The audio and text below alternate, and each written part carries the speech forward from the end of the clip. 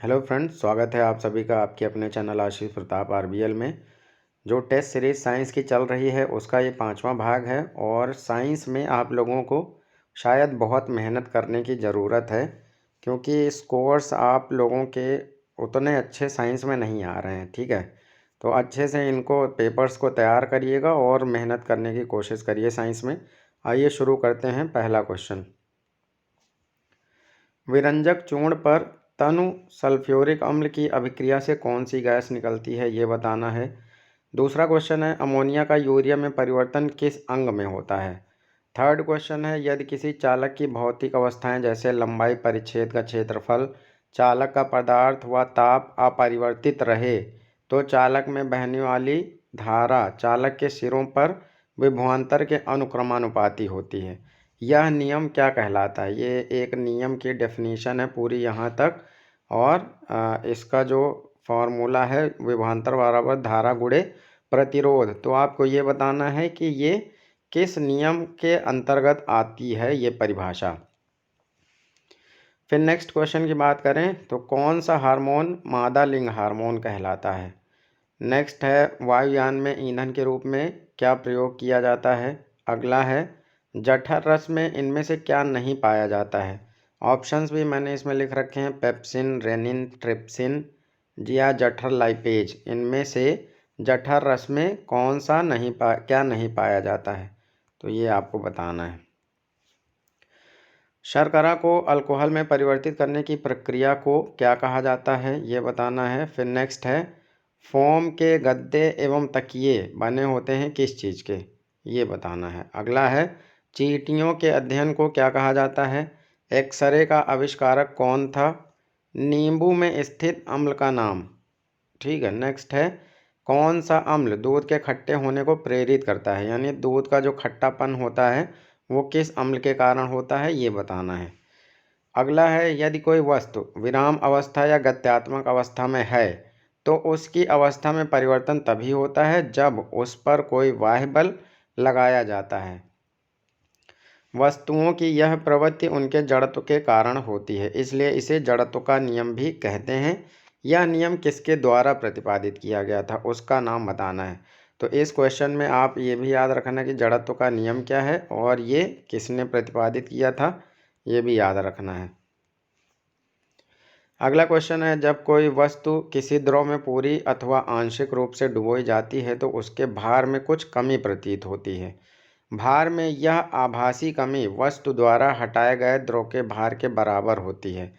यह सिद्धांत क्या कहलाता है और किसके द्वारा इसका प्रतिपादन किया गया था, ये बताना है। आई होप कि आपने इसको पढ़ा तो ज़रूर होगा, तो याद करके आप बताइए कि ये सिद्धांत क्या कहलाता है और इसका प्रतिपादन किसने किया था। नेक्स्ट क्वेश्चन की बात करें तो हवाई जहाज़ से यात्रा करते समय पेन से स्याही क्यों निकल जाती है, इसका कारण आपको बताना है। नेक्स्ट है, यांत्रिक ऊर्जा को विद्युत ऊर्जा में परिवर्तित करता है। यांत्रिक ऊर्जा को विद्युत ऊर्जा में कौन परिवर्तित करता है, ये बताना है। नेक्स्ट है, ऊर्जा का ना तो सृजन हो सकता है और ना ही विनाश हो सकता है, बल्कि इसे एक रूप से दूसरे रूप में परिवर्तित किया जाता है। यह सिद्धांत क्या कहलाता है। नेक्स्ट है, ध्वनि का तारत्व निर्भर करता है, किस चीज़ पर निर्भर करता है ध्वनि का तारत्व, यह बताना है। अगला है, जब दो लोग आपस में बात करते हैं तब कितने डेसिबल ध्वनि उत्पन्न होती है। नेक्स्ट है, सापेक्षिक आर्द्रता मापने का जो यंत्र होता है उसका नाम बताना है। एक पारसेक में कितने प्रकाश वर्ष होते हैं, इसको बताना है। फिर नेक्स्ट है, आवृत्ति का मात्रक क्या होता है ये। फिर अगला है, बल का मात्रक आपको बताना है। नेक्स्ट क्वेश्चन है, बरसात के दिनों में जल पर बनी तेल फिल्म रंगीन दिखने का कारण। जो बरसात के दिनों में आपने देखा होगा जल पर तेल की फिल्म बनती है, उसके रंगीन होने का कारण आपको बताना है। प्रकाश के किस रंग के लिए किसी लेंस की फोकस दूरी अधिकतम होती है। फिर नेक्स्ट है, स्वच्छ आकाश का नीला रंग किस कारण से दिखाई पड़ता है। तो यहाँ पे आपके उत्तर आपको बताना है कि स्वच्छ आकाश का नीला रंग, जो आकाश का नीला रंग है वो प्रकाश के किस गुण के कारण दिखाई पड़ता है। अब वीडियो को पॉज करके आप लोग अपने अपने आंसर्स लिख सकते हैं, काउंट कर सकते हैं। मैं अब आपको बताता हूँ आंसर्स। पहले क्वेश्चन पे आते हैं, विरंजक चूर्ण पर तनु सल्फ्यूरिक अम्ल की अभिक्रिया से कौन सी गैस निकलती है? तो यहाँ से निकलती है क्लोरीन गैस। अमोनिया का यूरिया में परिवर्तन किस अंग में होता है? तो यकृत या लीवर में होता है अमोनिया का यूरिया में परिवर्तन। नेक्स्ट है, यदि किसी चालक की भौतिक अवस्थाएं जैसे लंबाई, परिच्छेद का क्षेत्रफल, चालक का पदार्थ व ताप अपरिवर्तित रहे तो चालक में बहने वाली धारा चालक के सिरों पर विभवांतर के अनुक्रमानुपाती होती है। यह नियम क्या कहलाता है? विभवांतर बराबर धारा गुणे प्रतिरोध, है ना। तो ये ओम का नियम कहलाता है। ये क्या कहलाता है? ये ओम का नियम कहलाता है। कौन सा हार्मोन मादा लिंग हार्मोन कहलाता है? तो एस्ट्रोजन मादा लिंग हार्मोन कहलाता है।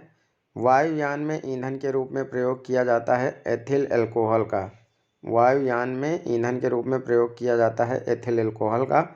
जठर रस में इनमें से क्या नहीं पाया जाता है?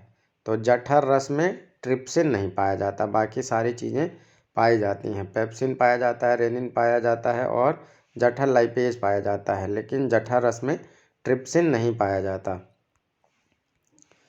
अगला है, शर्करा को अल्कोहल में परिवर्तित करने की प्रक्रिया को क्या कहा जाता है? तो इसको किण्वन कहा जाता है ना। शर्करा को अल्कोहल में परिवर्तित करने की प्रक्रिया को किण्वन कहा जाता है। किण्वन विधि से शराब बनाई जाती है। फोम के गद्दे एवं तकिए बने होते हैं पॉलीयूरीथेन के। पॉलीयूरीथेन के बने होते हैं फोम के गद्दे एवं तकिए। चींटियों के अध्ययन को क्या कहते हैं? तो इसको मर्मिकोलॉजी कहा जाता है। एक्सरे का आविष्कारक कौन था? एक्सरे का आविष्कारक विल्हेम रॉयंटजन थे। नींबू में स्थित अम्ल का नाम बताइए। साइट्रिक अम्ल या सिट्रिक अम्ल, जो भी आप बोलते हो, ये है सिट्रिक अम्ल कहा जाता है। कौन सा अम्ल दूध के खट्टे होने को प्रेरित करता है? तो लैक्टिक एसिड दूध के खट्टे होने को प्रेरित करता है। नेक्स्ट है, यदि कोई वस्तु विराम अवस्था या गत्यात्मक अवस्था में है तो उसकी अवस्था में परिवर्तन तभी होता है जब उस पर कोई बाह्य बल लगाया जाता है। वस्तुओं की यह प्रवृत्ति उनके जड़त्व के कारण होती है, इसलिए इसे जड़त्व का नियम भी कहते हैं। यह नियम किसके द्वारा प्रतिपादित किया गया था? तो यह नियम प्रतिपादित किया था न्यूटन साहब ने, और इस नियम को बोला जाता है न्यूटन का गति का प्रथम नियम। अगला क्वेश्चन है, जब कोई वस्तु किसी द्रव में पूरी अथवा आंशिक रूप से डुबोई जाती है तो उसके भार में कुछ कमी प्रतीत होती है। भार में यह आभासी कमी वस्तु द्वारा हटाए गए द्रव के भार के बराबर होती है। यह सिद्धांत क्या कहलाता है और किसके द्वारा प्रतिपादित किया गया था? तो ये आर्किमिडीज का सिद्धांत है, और आर्किमिडीज ने ही इसको प्रतिपादित किया था। हवाई जहाज से यात्रा करते समय पेन से स्याही क्यों निकल जाती है? वायु दाब में कमी के कारण पेन से स्याही निकल जाती है।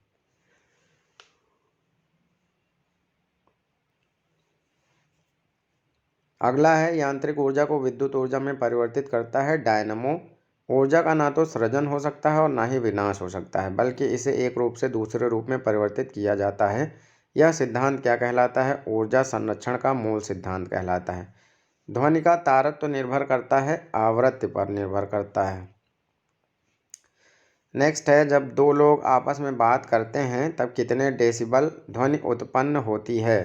तो लगभग 30 से 60 डेसिबल के बीच में होती है बातचीत, और लेकिन जो नॉर्मल बातचीत होती है 30 से 45 डेसिबल तक नॉर्मल बातचीत होती है। जो हम लोग नॉर्मल आवाज़ में बोलते हैं वो 30 से लेके 45 डेसिबल तक होती है। और ऐसे अगर फुसफुसाहट की बात करें तो 20 डेसिबल तक, 15 से 20 डेसिबल की जो आवाज़ होती है वो फुसफुसाहट होती है। हम लोग जो फुसफुसा के बात करते हैं तो वो 15 से 20 डेसिबल होती है, और उसके ऊपर जो सामान्य बातचीत हम लोगों की होती है वो 30 से 45 डेसिबल तक होती है। तो ऑप्शन में अगर आपको 30 डेसिबल या 45 डेसिबल सामान्य बातचीत का मिलता है तो आप ये कर सकते हैं। और थोड़ा सा तेज़ कोई बोलता है तो वो 60 डेसिबल है, और स्वास्थ्य के लिए जो हानिकारक होता है वो 80 डेसिबल के ऊपर हेल्थ के लिए थोड़ा हानिकारक होने लगती है आवाज़। तो कितने डेसिबल के ऊपर स्वास्थ्य के लिए हानिकारक है? लगभग 80 डेसिबल के ऊपर आपकी आवाज़ जो है वो खतरनाक होने लगती है हेल्थ के लिए। सापेक्षिक आर्द्रता मापी जाती है हाइग्रोमीटर से। एक पारसेक में कितने प्रकाश वर्ष होते हैं? तो 3.262 प्रकाश वर्ष एक पारसेक में होते हैं। आवृत्ति का मात्रक क्या होता है? तो आवृत्ति का मात्रक हर्ट्ज होता है। बल का मात्रक न्यूटन है। बरसात के दिनों में जल पर बनी तेल फिल्म रंगीन दिखने का कारण है प्रकाश का व्यतिकरण। प्रकाश के किस रंग के लिए किसी लेंस की फोकस दूरी अधिकतम होती है? तो लाल रंग के लिए किसी लेंस की फोकस दूरी अधिकतम होती है। स्वच्छ आकाश का नीला रंग किस कारण से दिखाई पड़ता है? तो प्रकाश के प्रकीर्णन के कारण दिखाई पड़ता है। और अब अगर हम बात करें आप लोगों के स्कोर्स की, तो साइंस में तो बहुत कम ही स्कोर रहता है, इस वजह से ज़्यादा नाम नहीं है, बहुत कम नाम है। इसमें मोहित जी का है 12, अमित कुमार जी का है 7, गुंजन राठी का स्कोर ही नहीं लिखा है, 9 लिखा हुआ है गुंजन राठी का। श्रद्धा का स्कोर है 10 और निशा मौर्य का है 5 सही। मेरी साइंस बहुत वीक है। तो साइंस के क्वेश्चंस ही वैसे हैं कि थोड़ा सा अभी हो सकता है नहीं तैयार होंगे इस तरह के क्वेश्चंस, तो आप इन पेपर्स को ज़रूर तैयार कर लीजिएगा। ठीक है, आपका स्कोर कुछ टाइम बाद अपने आप सुधरने लगेगा। मिलते हैं नेक्स्ट पार्ट में। Thanks for watching.